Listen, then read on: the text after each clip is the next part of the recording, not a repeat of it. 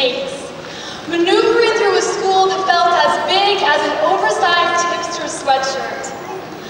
700 school days later, I think I can say that I've mastered the art of being a courteous pedestrian during passing period. Some have not quite grasped the concept of state of the right, and forming a small gang in the middle of the hallway or at the bottom of every staircase is a huge space constraint. But that's okay.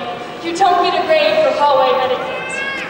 You do, however, get graded on every poetic estimate of every relevant equivalent of some specialist mathematical sentiment and so on, because teachers like to embellish their grade books with numbers next to names, sometimes mistaking one for the other.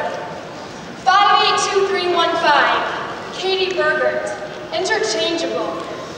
My teacher showed me what I looked like on a graph and I was ugly. I was the furthest dot away from the rest of the class, and the fact that I was the outlier scared the teacher more than why I wasn't getting the material as fast in the first place.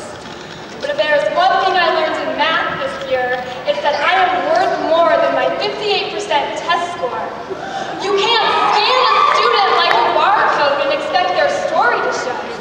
Why maybe family takes priority over homework, or how some kids become adults at 16, working jobs, feeding hungry mouths, or walking across the Sudan with nothing but the dream of a better education in hand.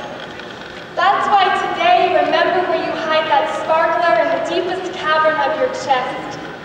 Feel it ignite like the way it felt when your first crush held your hand and you thought your heart would explode into 1,000,001 tiny paper doves. Know that you have come so far, and the people who have helped get you here love you so big it couldn't fit inside this arena. So let today be your hallelujah, because you made it. Scream it if you want to, but don't you dare try to dilute it.